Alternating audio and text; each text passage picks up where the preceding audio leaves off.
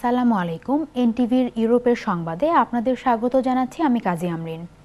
মহামান্য রাষ্ট্রপতি জিল্লুর রহমানের মৃত্যুতে মিলাদ ও দোয়া মাহফিলের আয়োজন করেছে যুক্তরাজ্য আওয়ামী লীগ, যুবলীগ ও সমমনা অন্যান্য সংগঠনগুলো। বুধবার পূর্ব লন্ডনের ব্রেকলেনের জামে মসজিদে এই দোয়া মাহফিলের আয়োজন করা হয়।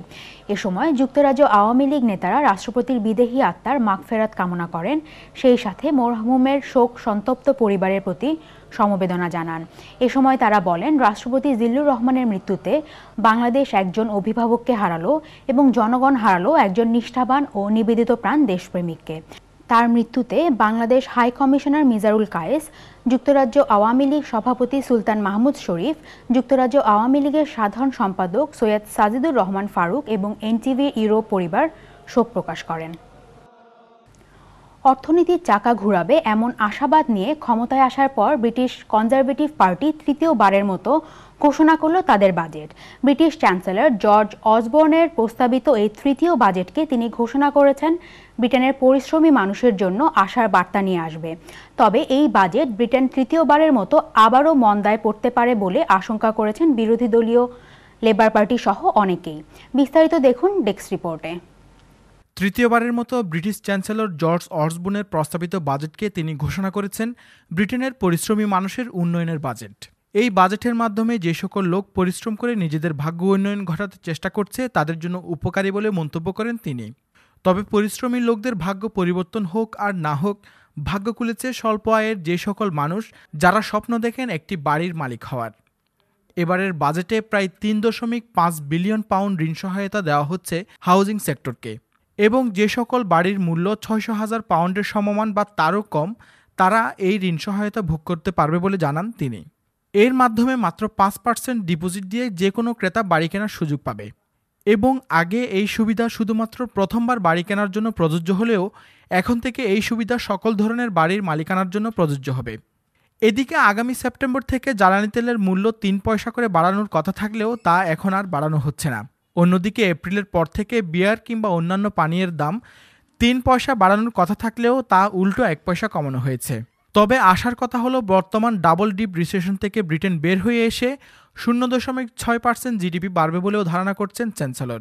তবে বাজেট ঘাটতি পূরণে ব্রিটেনকে গত বছরের মতো এবারও ১২১ বিলিয়ন পাউন্ড ঋণ করতে হবে বলে জানান তিনি। তবে চ্যান্সেলর যতই আশার বাণী শুনান না কেন, গত ৩ বছরে বারবার ব্রিটেনের ভঙ্গুর অর্থনীতিকে ঘুরে দাঁড় করাতে তার এই বাজেট কতটুকু কার্যকর হবে তা নিয়ে সন্দিহান হয়ে পড়েছেন অনেকেই।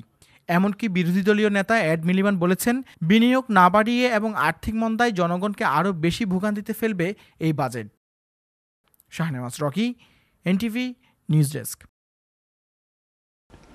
গ্লোবাল ক্যারিয়ার কমিউনিটি সার্ভিসের বাৎসরিক GCCM লন্ডন ২০১৩ অনুষ্ঠিত হয়েছে। মঙ্গলবার সারাদিন ব্যাপী সেন্ট্রাল লন্ডনের থ্রমংটন এভিনিউতে এবারের বাৎসরিক নেটওয়ার্ক ইভেন্ট অনুষ্ঠিত হয়।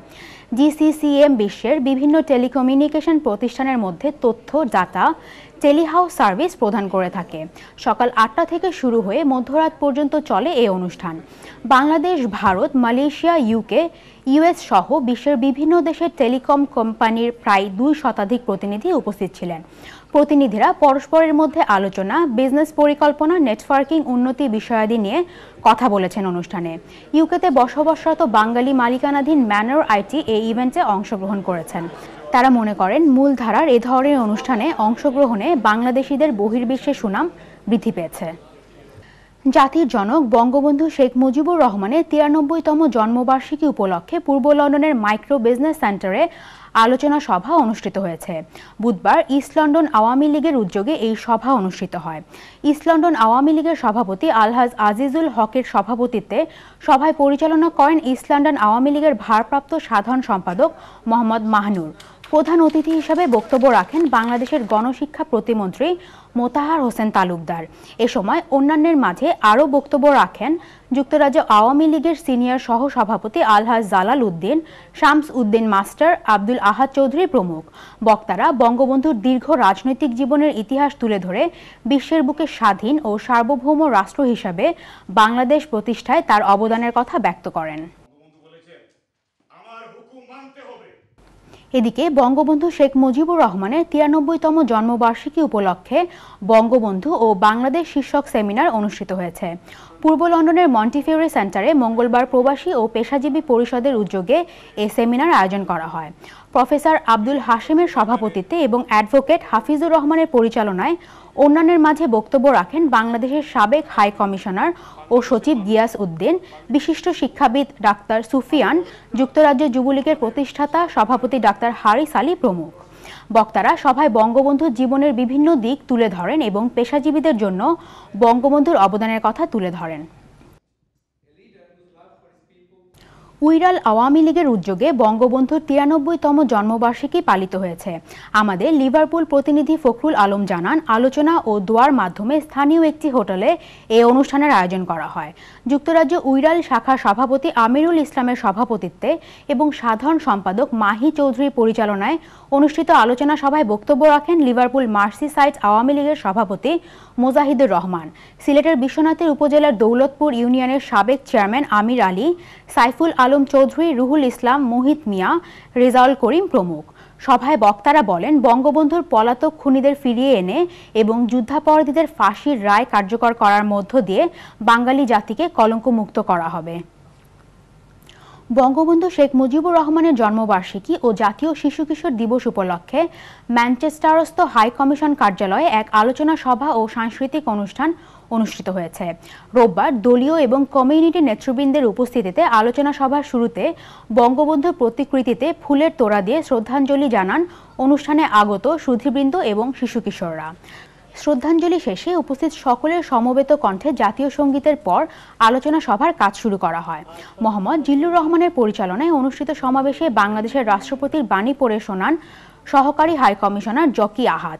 এছাড়াও অনুষ্ঠানে অতিথি হিসাবে বক্তব্য রাখেন কমিউনিটি নেতা DN কোরেশি, আওয়ামী লীগ নেতা সাজ্জাদ খান, সৈয়দ সাদেক আহমেদ, গাউসুল ইমাম চৌধুরী সুজন সহ স্থানীয় নেতৃবৃন্দ। বক্তাগণ বলেন, বঙ্গবন্ধুর আদর্শ বাস্তবায়নের মাধ্যমে স্বপ্নের বাংলাদেশ গঠন সম্ভব। আলোচনা সভা শেষে শিশু কিশোররা বিভিন্ন কবিতা আবৃত্তি ও গান পরিবেশন করে দর্শকদের বিমোহিত করে। আত্মমানবতার সেবায় নিয়োজিত বার্মিংহাম ভিত্তিক পরিচালিত Human Development Concern for Horn of Africa হুদা নামের চ্যারিটি সংস্থাটি দীর্ঘদিন যাবৎ আফ্রিকার বিভিন্ন দেশে গরিব, অসহায় ও ইয়াতিমদের সাহায্য প্রদান করে আসছে। আমাদের বার্মিংহাম ব্যুরো প্রধান ফারসু আহমেদ চৌধুরী জানান, আফ্রিকার বিভিন্ন দেশের দারিদ্র পীড়িত মানুষের মধ্যে নিরলসভাবে কাজ চালিয়ে যাচ্ছে Human Development Concern for Horn of Africa হুদা নামের এই সংস্থাটি। সংস্থাটির ডাইরেক্টর আহমেদ সৈয়দ জানান, কমিউনিটির মানুষের সাহায্য সহযোগিতা থাকলে তারা তাদের এই সেবামূলক কর্মকাণ্ড বাংলাদেশে পরিচালিত করতে পারবেন বলে মন্তব্য করেন তারা।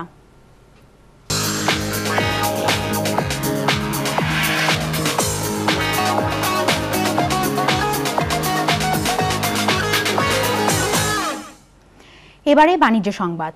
প্যারিসে গ্রাহক সেবার মান উন্নয়নে সুপার এজেন্টদের নিয়ে কর্মশালা ও পুরস্কার বিতরণী অনুষ্ঠানের আয়োজন করা হয়েছে। সোমবার প্যারিসে মানিগ্রামের স্থানীয় কার্যালয়ে এই অনুষ্ঠানের আয়োজন করা হয়। কর্মশালায় বিভিন্ন দেশে অবস্থিত মানিগ্রামের সুপার এজেন্টরা অংশগ্রহণ করেন। মানিগ্রামের ভাইস প্রেসিডেন্ট গিলাম জুয়েলের সভাপতিত্বে মানিগ্রামের ফ্রান্স ডাইরেক্টর গ্রাবিয়েল হেবিমগার সুপার এজেন্টদের ধন্যবাদ জানান এবং গ্রাহক সেবার মান উন্নয়নে এজেন্টদের আরও মনোনিবেশ করার আহ্বান জানান। অনুষ্ঠানে প্রতি মাসে 2000-এর বেশি গ্রাহকদের মানিগ্রাম সেবা প্রদানকারী সুপার এজেন্টদের পুরস্কৃত করা হয়।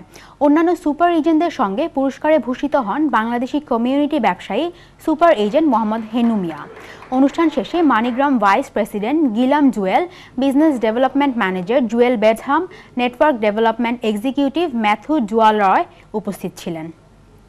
I'm very happy to announce you that from France to Bangladesh we are reviewing our overall value proposition, including a very good rate, very good rate.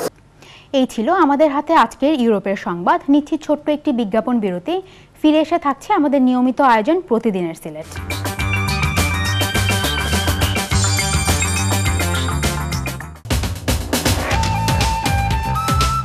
এরপর দেখবেন প্রতিদিনের সিলেট।